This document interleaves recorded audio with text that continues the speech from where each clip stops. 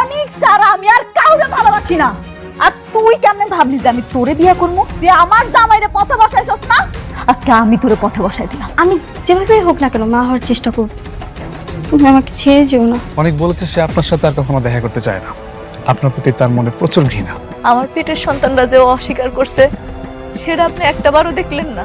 হঠাৎ করে একসঙ্গে 50 কোটি টাকা আমরা কোথায় পাবো? আমি দিব।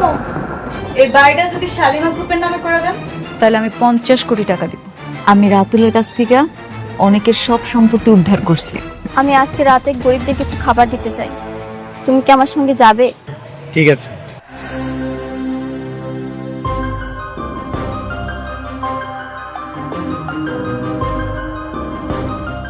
সারাদিন কি করলা?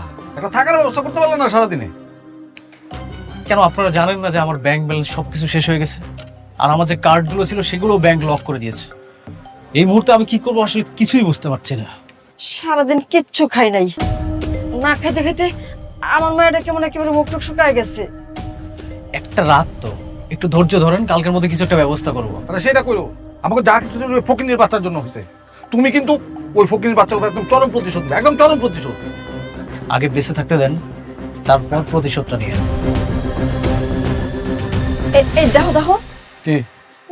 ওই জায়গায় না মনে হইতেছে কোনো বড় লোক গরিব করে খাওয়ান দিতেছে। চলো আমরা ওই জায়গায় যাই, আজকে রাতটা অন্তত পক্ষে পেট ভরে খেতে পারবো। মানে আশ্চর্য, আপনারা কি বলতেছেন বুঝতেছেন? মানে এখন কি ফকিরের মতো রাস্তায় হাত পেতে খাবার খেতে হবে? এটাও করতে হবে? তাহলে অসুবিধা কি? সারাদিন না খেয়ে রয়েছে, আমরা মেয়েটা না খেয়ে রয়েছে, তো একটা বেলা খাই। আর আমরা তো এখন বড় লোক নাই, কাগজের বড় লোক আছি, আসলে তো ফকিনি। দেখে তো মনে হচ্ছে বিরিয়ানি দিতেছে মনে হয়। চলো তো যাই, আসো আসো। আল্লাহ তোমারে ভালো রাখো বাজান। দোয়া করবেন চাচা।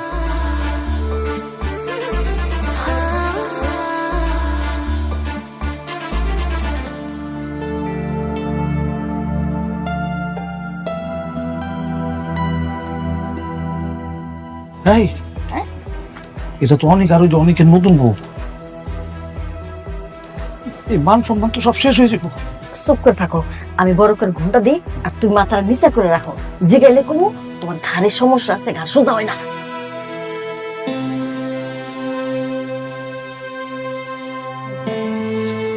প্লেটটা একটু নিচে করেন।